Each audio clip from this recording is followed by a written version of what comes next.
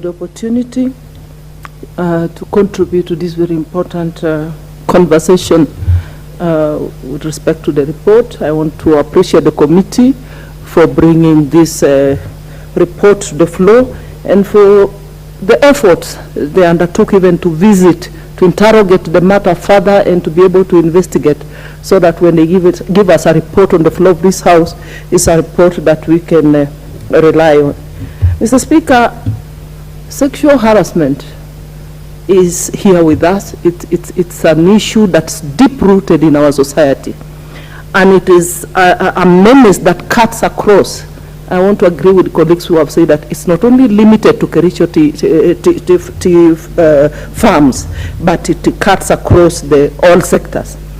Mr. Speaker, we know of women in this country who have been even sacked or given show cause letters for no crime committed, for no disciplinary action, for no apparent reason, but because they cannot speak about it.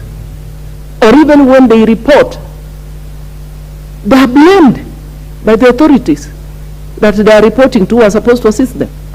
In fact, they are victimized. They are told they are the ones with the problem. And you may even be told because you are wearing a miniskirt. So it is a problem that we have to deal with, and I think I want to support those who have echoed the fact that we need to relook at our laws. But besides creating or making our laws more punitive, putting in more punitive penalties, I think that it's also important that there are clauses introduced to protect the victim, so that even when you report, so that we're able to encourage victims to report these issues, so that even when you report, you are safe. You are not threatened by being sacked. You are not threatened by being, being punished further. So, Mr. Speaker, it is an issue that is sad, and the impact.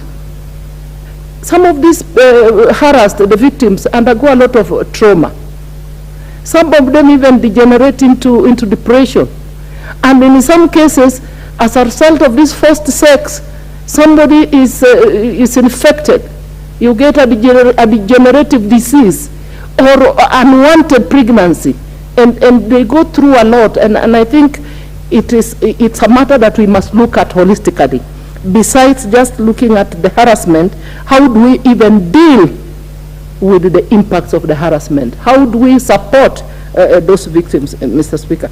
And Mr. Speaker, and this takes me to the other aspect of that my colleagues have also touched on. Cyberbullying is another area that we as members must look into. Private spaces, what you do in your bedroom must be respected. Women of this country must be respected. And we are seeing a trend where leaders, senior members of government are being targeted by what I would call madmen. And I think I can only call them madmen or fools.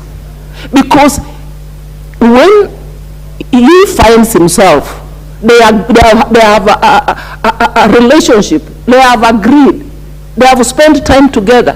Why do you embarrass the other person? Why is it the woman? And I want to say this. We must put laws with huge penalties to put such characters behind bars, so that we are able to deter that from continuing. We're seeing videos trending, and today there's another one trending. Tomorrow it might be you. Tomorrow it will be another one. So as leaders, we must do something about it. People's privacy must be respected. Women of this country must be respected. For how long will they be embarrassed? I imagine the families, the children, probably, your friends and everyone else, when you are put on the kind of videos that we are seeing. It's not something that we can smile about. And sometimes at this age of, technology, we are not even sure whether those are true. It could be Photoshop. Who is sure that those are true pictures? That was the same person that they are trying to portray.